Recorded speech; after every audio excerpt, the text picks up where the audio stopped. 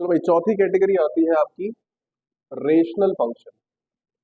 Rational function. अब ये rational function क्या होता है? एक ऐसा फंक्शन जो कि होता है P X upon Q X की फॉर्म में। एक ऐसा फंक्शन, लेट्स से एक फंक्शन डिफाइंड बाय, जिसमें होता है P X upon Q X, where Q X is not equal to zero and P X and Q X are both polynomial function. Are both polynomial function. ठीक है, मतलब एक ऐसा function basically जो P X upon Q X की form का हो, मतलब जिसमें ऊपर भी पॉलिनोमियल हो, नीचे भी पॉलिनोमियल हो, उस फंक्शन को बोलते हैं।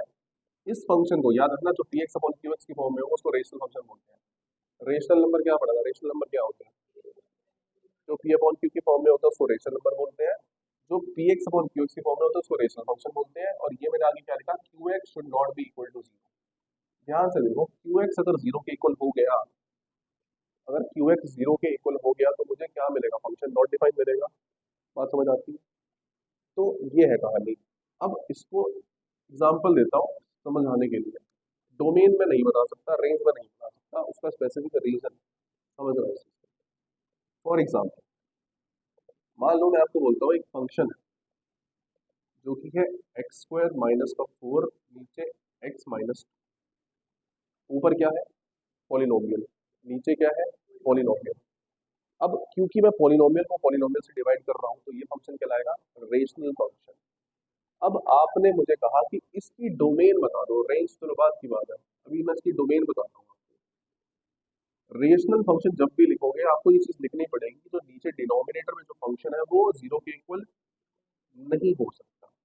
मतलब x माइनस टू जीरो के इक्वल नहीं होना चाहिए। जब x माइनस टू जीरो के इक्वल नहीं होना चाहिए, क्यों नहीं होना चाहिए? क्योंकि अगर वो जीरो हो गया तो वो नॉट डिफाइन हो जाएगा ना। तो हम नॉट चाहते नहीं है कोई फंक्शन नॉट डिफाइन हो जाए। तो माइनस टू उधर जाएगा तो एक्स टू नहीं होना चाहिए। अब एक बात समझो, अब आपने जितने भी अब तक फंक्शन पढ़े उन सब में डोमेन क्या होती थी? रियल नंबर्स होती थी। क्या इसकी डोमेन रियल नंबर होगी? नहीं। क्यों? क्योंकि मैं टू तो नहीं पुट कर सकता ना। क्योंकि अगर मैंने टू पुट कर दिया यहाँ पर, अगर मैंने यहाँ पर टू पुट कर दिया तो मुझे आंसर क्या मिलेगा? नॉट डिफाइंड मिलेगा। नॉट डिफाइंड मिलेगा, ठीक है। तो इसकी डोमेन क्या होगी? ध्यान सुनना, इसकी डोमेन होगी, मतलब कोई भी रियल नंबर पुट कर देना बट टू नहीं होना चाहिए। कोई भी रियल नंबर पुट कर सकते हैं पर टू नहीं होगा। तो ऐसे निकलती है रेशनल फंक्शंस की डोमेन के एग्जांपल है। ठीक है, आपने कहा रेंज क्या निकलेगी, अब रेंज बता देता हूँ रेंज कैसे निकलेगी। अभी थोड़ा आइडिया देता हूँ, ये डोमेन है रेंज। रेंज निकालने के लिए आप क्या करेंगे? आप एफ एक्स, ऊपर क्या बन रहा है? A square minus B square, four को क्या लिख सकता हूँ? टू का स्क्वायर लिख सकता हूँ।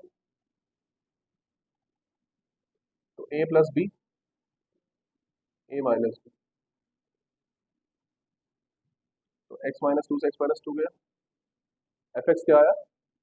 X plus two. तो कहने का मतलब है रेंज आएगी एक्स प्लस टू।